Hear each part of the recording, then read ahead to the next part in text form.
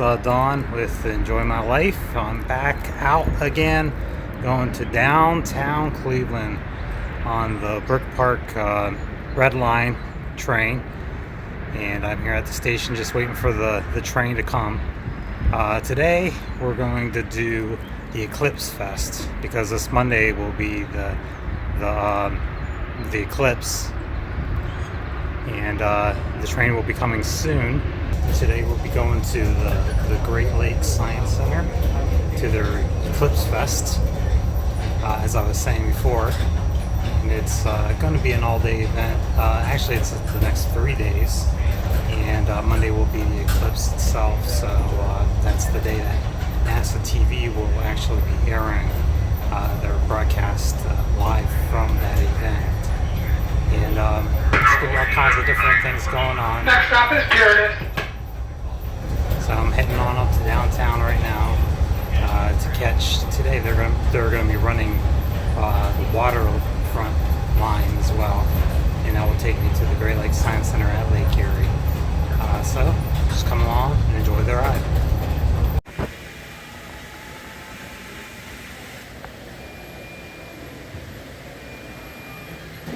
Okay, I'm back at Tower City Center. I got on the Redline, got here, and I got my piping hot cup of coffee from the Milk and Honey cafe here at Tower City.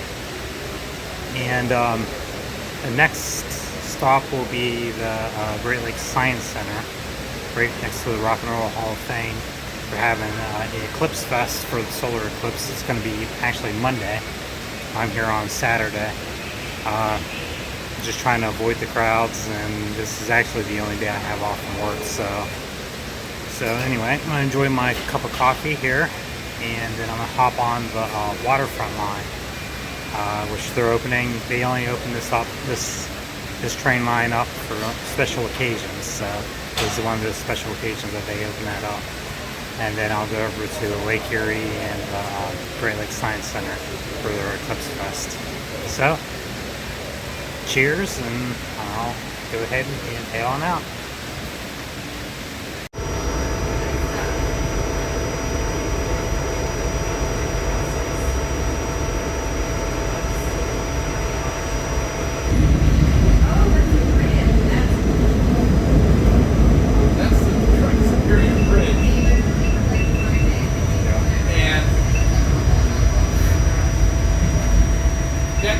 Decades ago, the lower level was streetcars.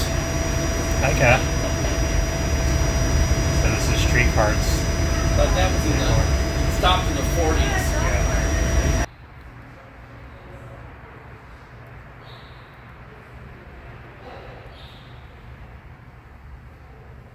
Yeah. Okay, got off on the Northcoast station.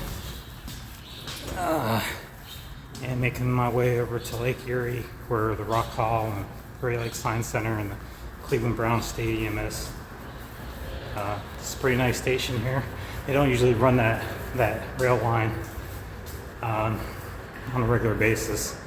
The gentleman I was on the train with, he was telling me something about they had the bridge was sagging or something, and they needed to fix it, and they closed that line down, and they only run it during the Browns games now, on special occasions like today. So I guess fortunate I got to ride it. But you gotta walk from the station. This is the station right here, Northcoast Station, up to East 9th Street, and then you make your way over to where the Science Center, Rock Hall, and Cleveland Browns Stadium is. So I'm just gonna climb my way on up these steps and make it out to the street level. Let's see where it takes me. So here we go.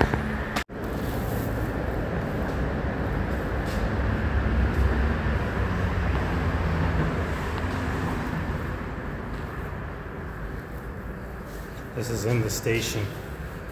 And they have these I guess tiles on the floor. The rail right over rail head glass.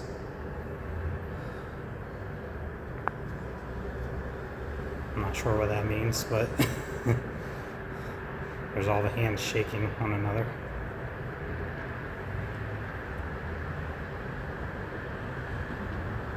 Alright, there's the station. You can see the stained glass. I think that's what that inscription was talking about. And in the background you have the cityscape of Cleveland.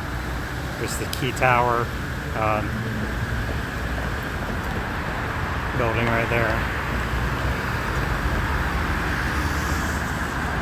And that's the Northcoast station. And you can also see some speakers over there for, I guess it's supposed to be for the Rock and Roll Hall of Fame down here. This is what it's all about. Today is Total Eclipse Fest at the Great Lakes Science Center. And also it's right next door to the Rock and Roll Hall of Fame, and you can see that they're having some kind of event today. It's kind of a chilly day today.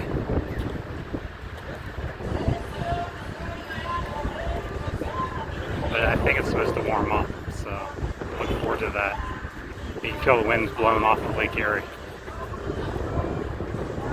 And here's Media Row with all the news trucks.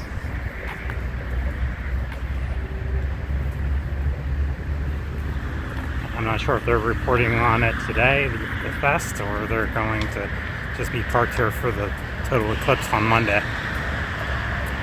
But they're all lined up here.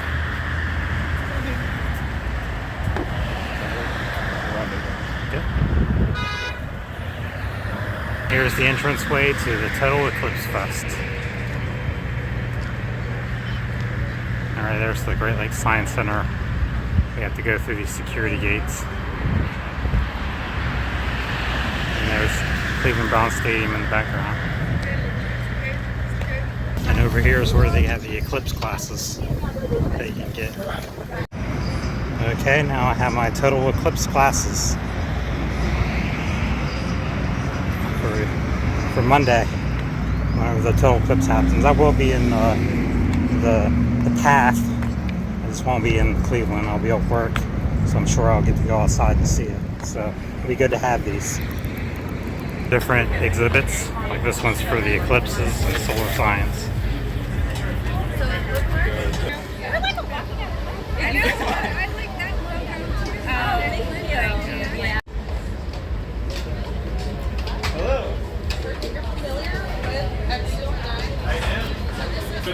A mission sticker if you're interested.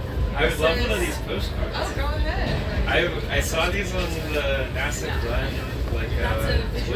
Oh, cool. I know there's a whole bunch of them. So this is like the postcards are a big response.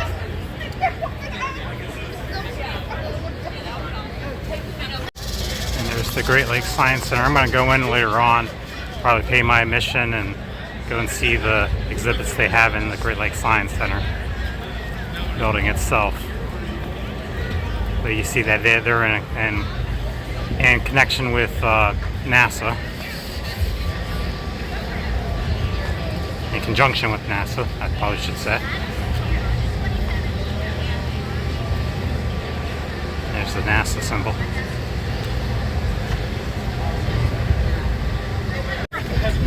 The NASA Glenn Research Center, that's local here to the Cleveland area.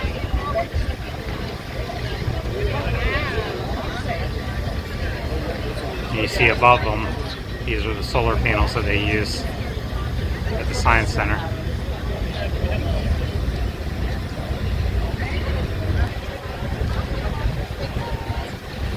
You see that wind turbine there, they had that in front of the Science Center, and it's kind of strange, today is a windy day. That thing doesn't seem to be moving.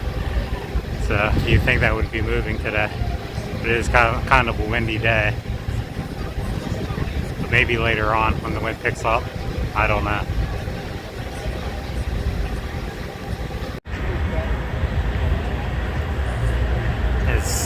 This is a blow-up thing that they have. This kind of simulates a rocket or a space shuttle that NASA would shoot off down in Florida or Texas.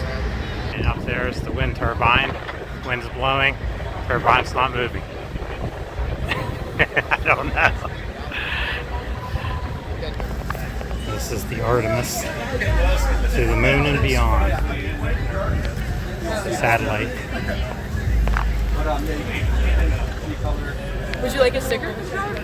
Yeah, I'm videoing. Is that okay? Okay. Artemis, power and propulsion elements.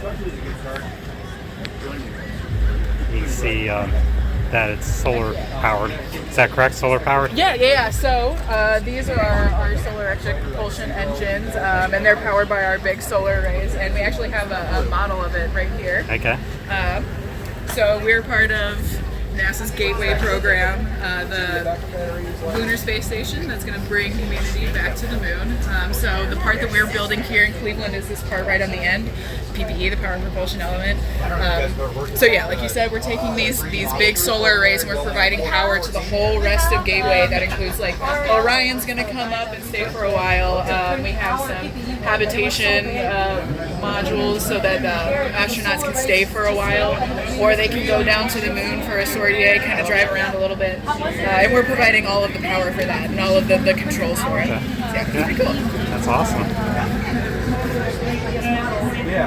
Okay, and this is the lunar rover replica. Rovers and wheels. Some good questions. How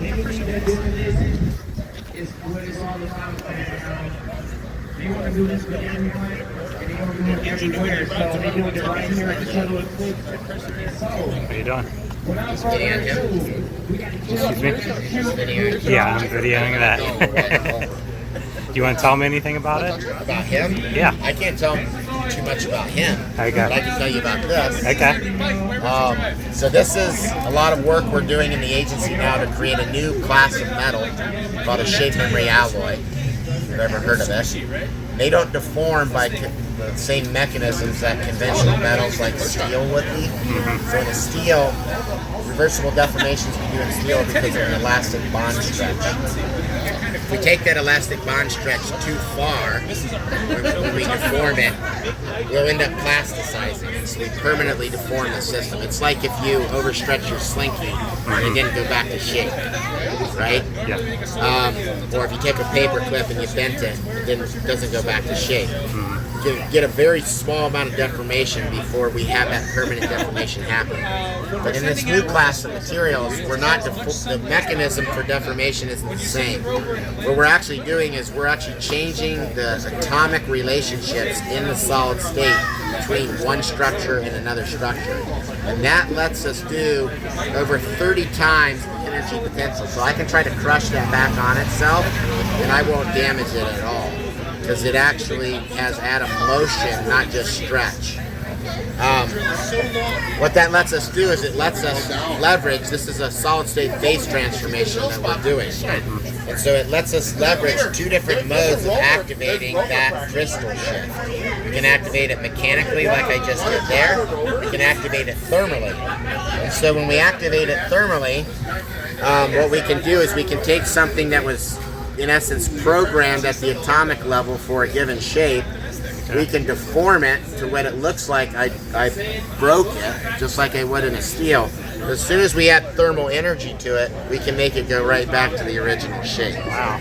Okay, when we did that, it wasn't just a cool trick of changing shapes. There was a lot of energy associated with those atoms moving. Think of the interatomic energy potential inside of a system. And so what that lets us do is it lets us use this thermal mode as a solid state actuator. It's actually an actuator that will rival conventional hydraulics and pneumatics. So we've done demonstrations like with a tube like this, where we train this tube to twist back and forth as we heat it and cool it, just like I made it go between two different shapes there. And what that lets us do is it lets us take something like a hydraulic actuator off of a wing box of a 737 and replace it with a tube this small to do the same thing, which is control the flap, for some sort of 60 degrees angle down to 30 degrees angle up to control the lift of that vehicle. Okay. And so we've actually done that. We've flown an aircraft under SMA control out in Montana by replacing the hydraulic actuators on the wing box. What we're doing now with Boeing and others is others too, is we're taking those same concepts, and in this case, this is a demonstration of what we call a vortex generator. So on the wing, they would like to put these little vortex generators where under certain conditions, we want them stowed so that they don't disrupt the flow field. And under other conditions, we want them up so that they create vortices that change the flow over the wing, and it gives us certain benefits in certain conditions. And so what we do is we use a little torque tube about that big to work against the aero loads that would be pushing on this flap.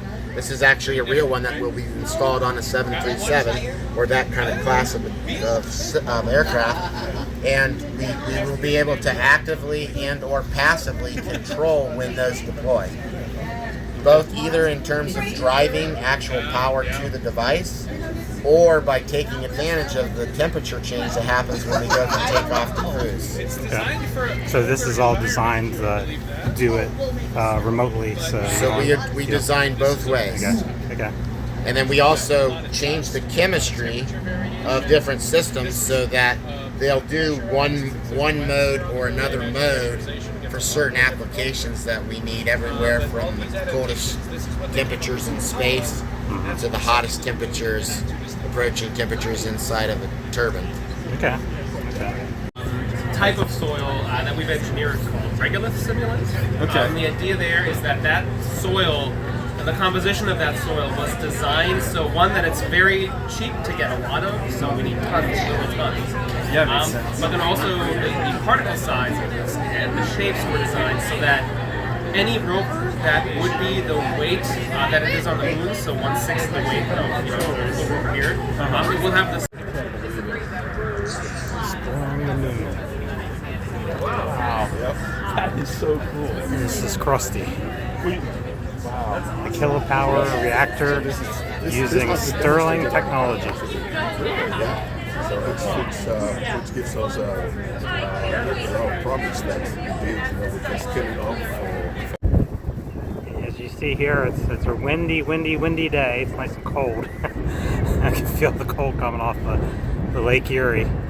There's Lake Erie out there. We're right on the shores of Lake Erie. And over there is the William G. Mather steamship engine.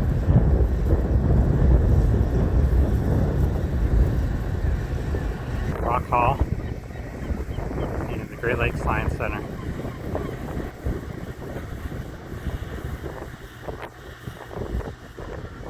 With the Cleveland cityscape in the background.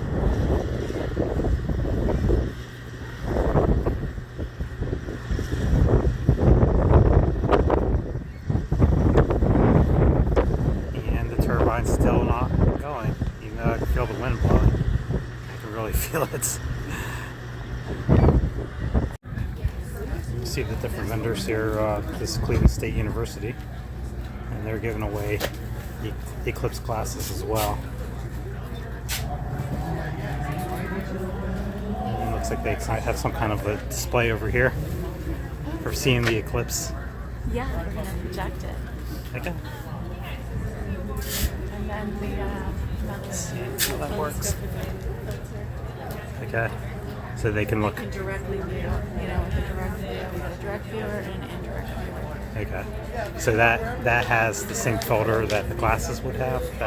Yes, the same filter. For Okay. sure. Yeah, Okay. built in. Yeah. Okay. And then we have a filter on our big guy that we'll pull out for the big day.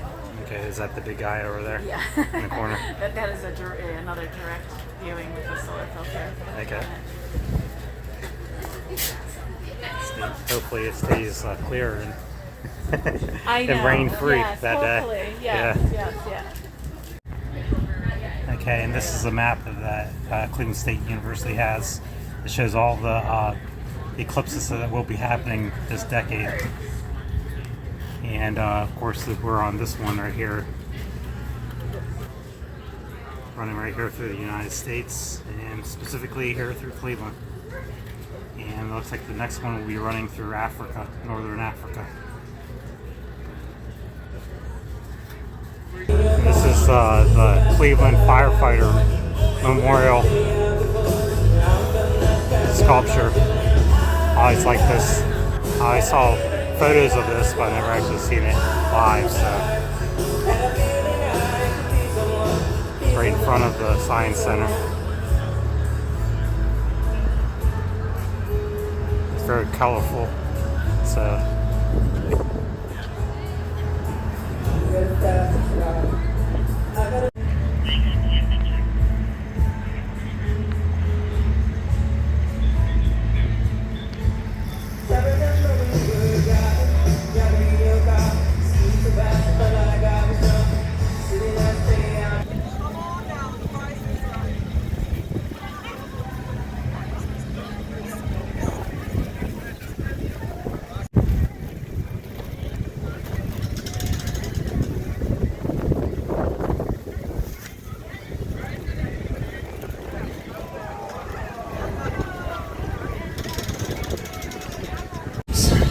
Okay, this is a game from the Cleveland Visitor Center where I visited last week, and I guess I get to spin this.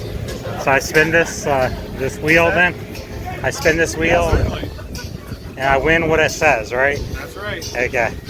So let's go ahead and spin it.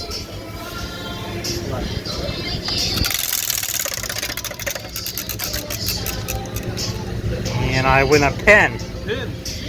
There you go. Okay. There we go. I put it in front of the camera. Win a Cleveland pen. All right, you too. Thank you very much. Okay, now I'm inside the Great Lakes Science Center. It's a lot warmer in here than it is outside. So I think I'm gonna pay an entrance fee and get a ticket and go on inside. Over there is where I get my ticket. Okay, well, I got my admission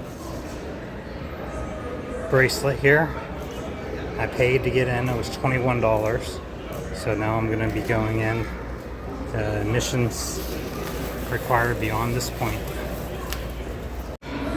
Okay, I'm here inside the Science Center. I'm at one of the displays. They have different displays in here. There's like interactive displays, science lessons. I don't understand all of them, but this one I kind of understand. This one's pretty neat right here with the, looks like the terminal tower.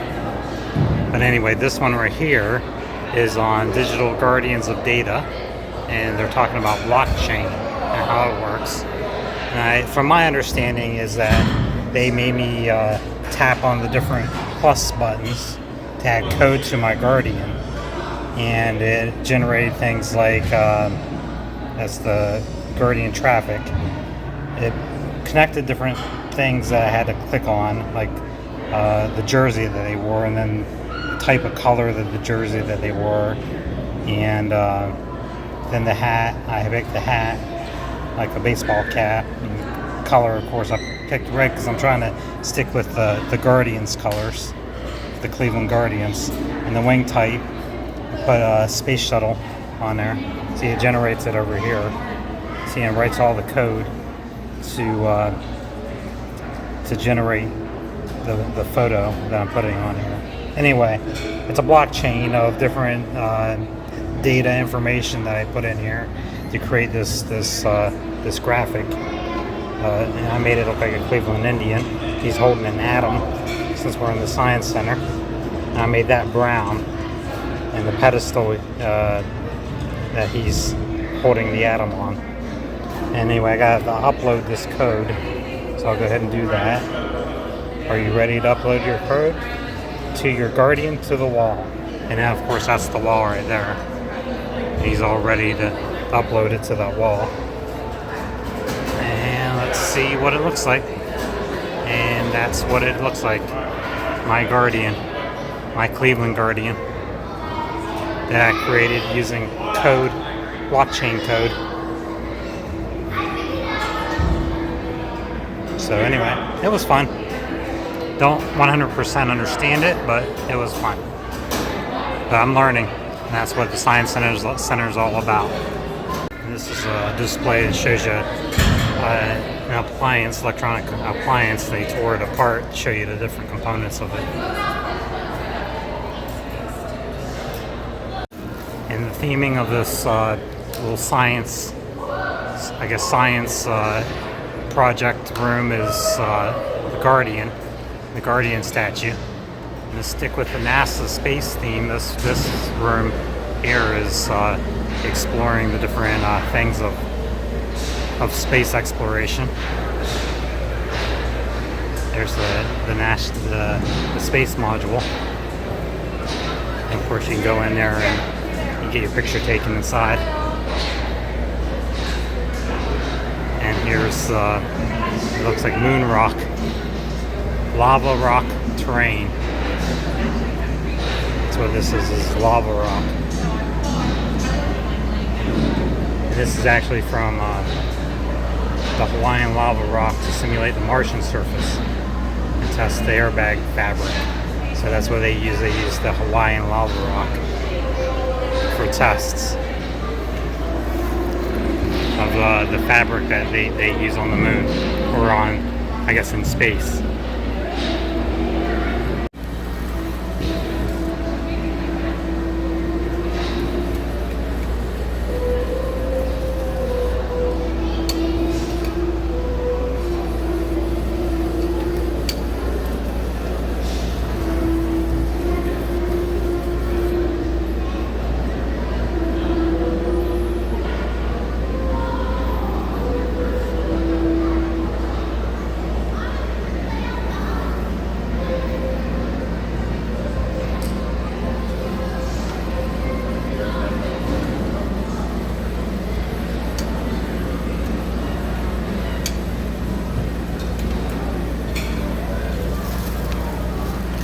Here's a display of all the Ohio astronauts.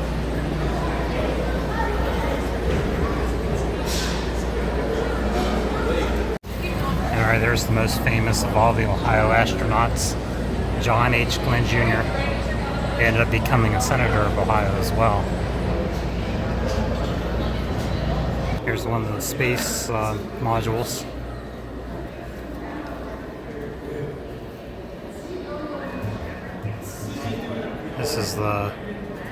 This is the Apollo command module.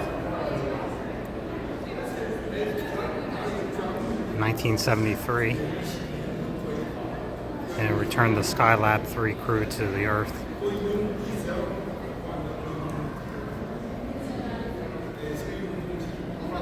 This is the actual module that they used.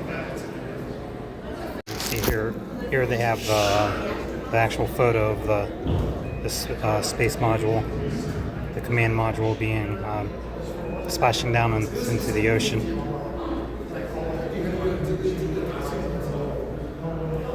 This is the door that they came in and out of after they landed in the ocean.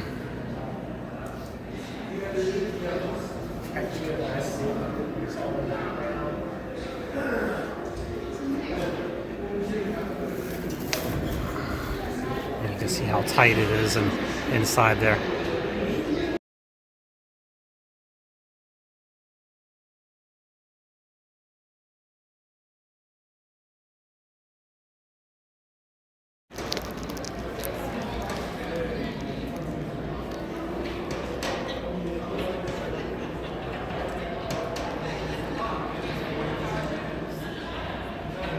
Here's the special display of John Glenn, Ohio's own John Glenn. And of course he was an astronaut.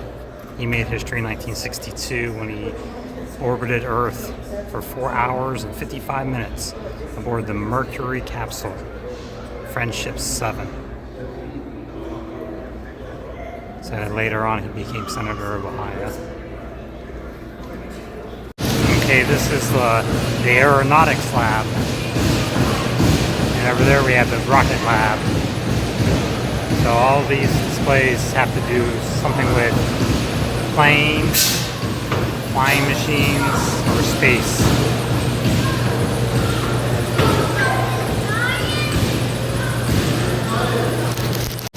Okay, this machine right here, it creates the weightlessness that you would feel in space. And this is actually a hands-on machine. And they have a little thing on here that shows you, it gives you, I guess, a demonstration of what weightlessness would be. See, that thing goes up after you press the button.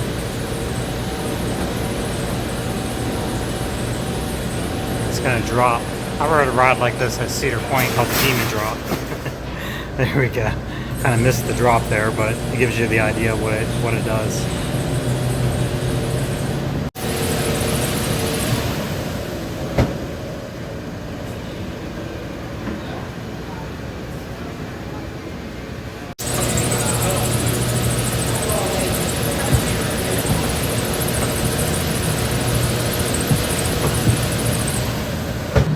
Okay, so we're going to operate this airplane here. Right here, we start that. Put the pedal to the metal. I guess that moves the tail of it. Get the throttle going. Get the propeller going. There it goes. And then we got that going, and we steer it.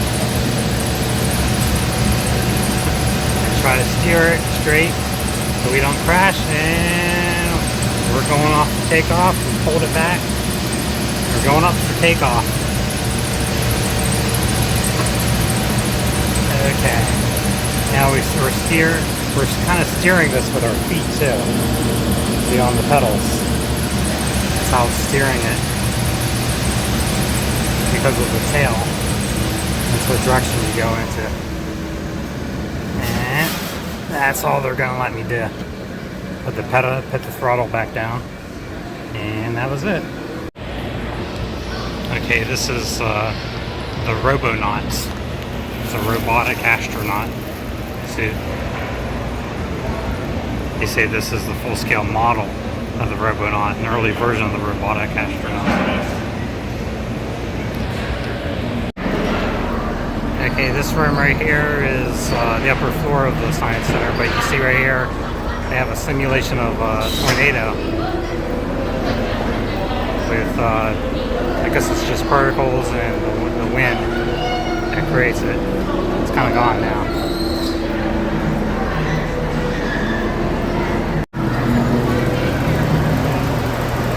It's kind of like a tornado creator. Oh, there it goes. Dissipated. It's gonna create the tornado. There it goes. The funnel is being created.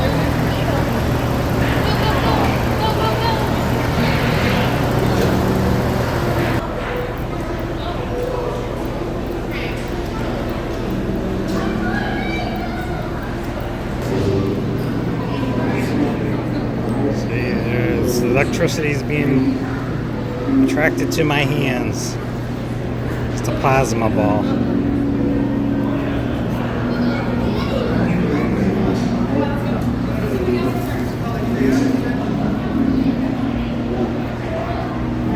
I kind of remember these from my childhood. These are the Pinewood Derby tracks. I remember we used to make the cars from wood. And race them on these types of tracks. Here we go. There it goes.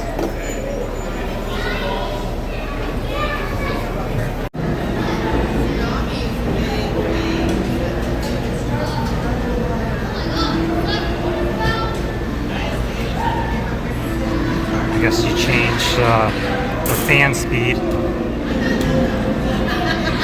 And it changes the way the water moves and the waves that it creates.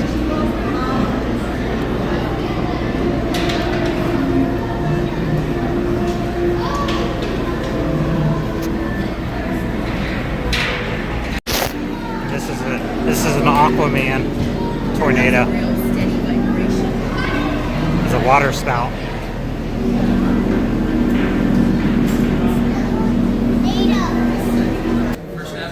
In the cat program, is that a Lego cat program, or is that, you don't know, or is that something he created? Yeah, so the guy in the blue t-shirt, he's the guy to ask. He's the man. He is the master Okay. Lego.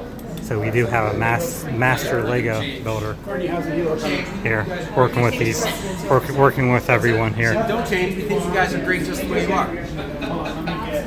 Let's see what it looks like now, what it will look like in the future. They could go down the hallway. See, that's the master at work over there.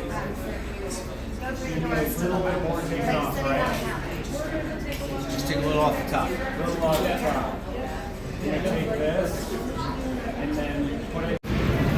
See, and that Lego that they're building is going to be of the USS Cleveland. And here's the USS Cleveland. A better view of it. A little rendition of it.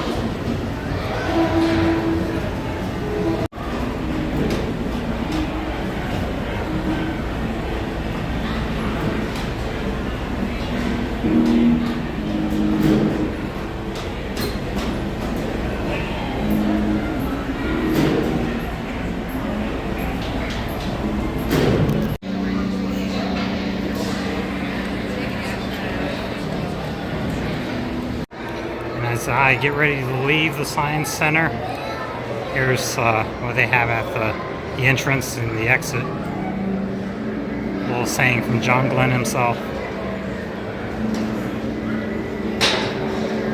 We have an infinite amount to learn, both from nature and from each other. And there's a lot to learn in this Science Center. There's a lot of displays that I really didn't get to use, and there's a lot I didn't really understand, but some of them I did learn a few things, so it was fun. Okay, I'm now in the gift shop here at the Science Center. You can see that they have for sale the Total Eclipse Fest 2024 shirts, and also you can get these little astronaut helmets.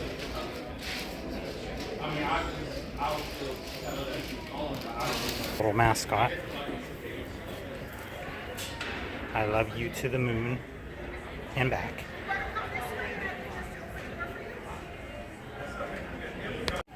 And you can see right out the window, that's the William G. Mather steamship.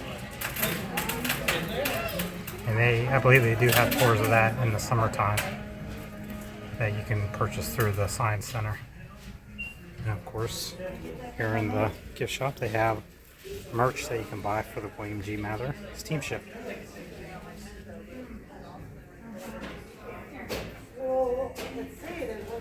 And they have shirts that you can buy for the Artemis Return to the Moon in 2025. We saw that display outside. They were talking about that.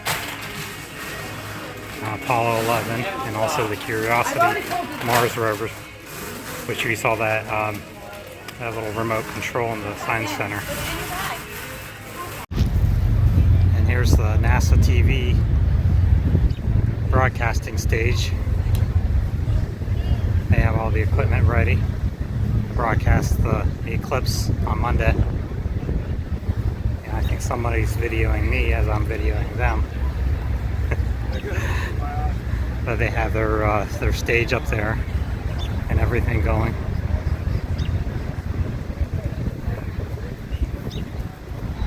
Get around the front here. You can see their broadcast. See, they're in there broadcasting. Right there at the Great Lakes Science Center. There's a free exhibit that NASA has today. Want to see what that's all about? Go on.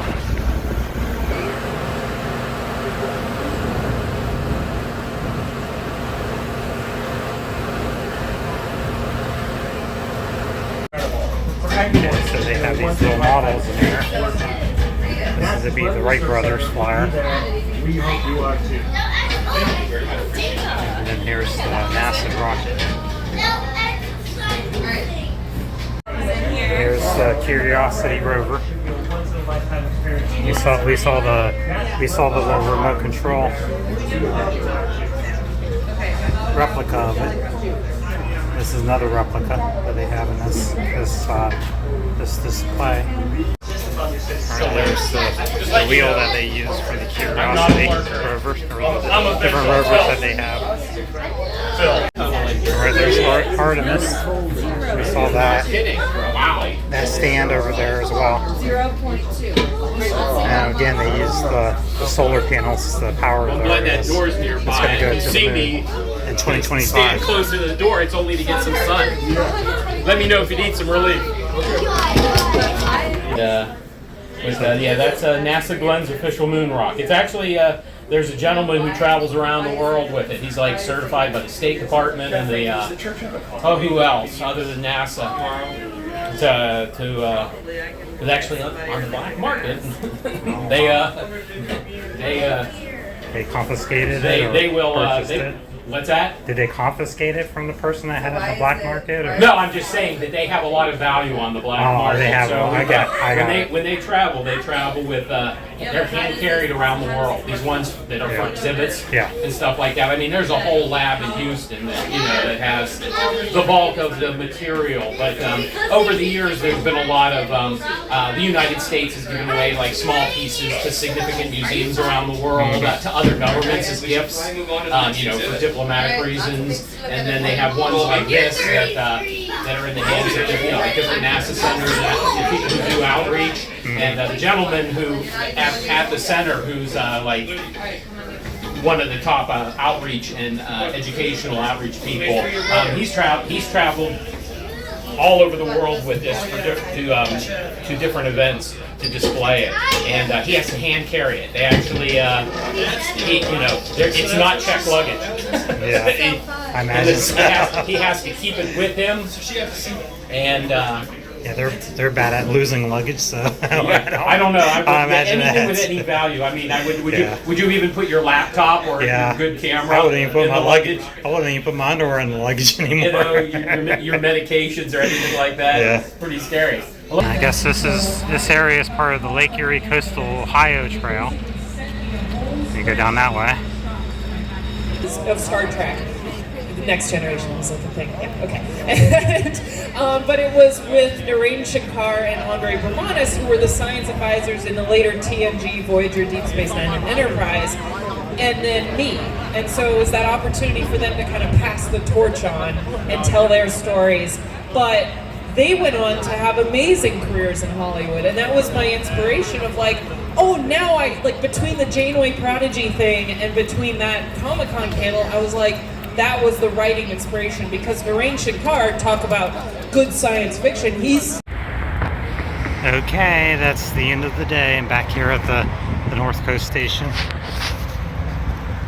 or the RTA, getting ready to leave and head back to Brook Park, but first going on the waterfront line to Tower City and then on the Redline back to Brook Park.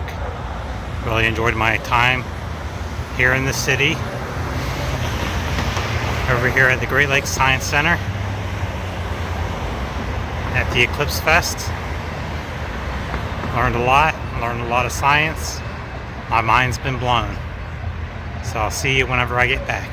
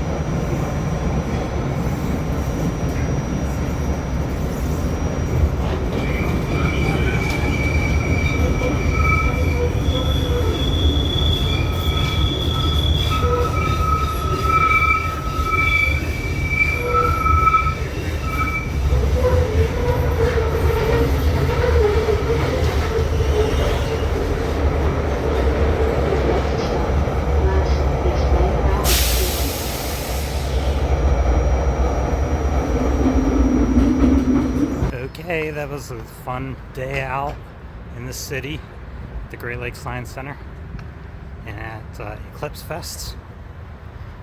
Monday is the Eclipse, and that's when the big festivities will happen. But I enjoyed the day,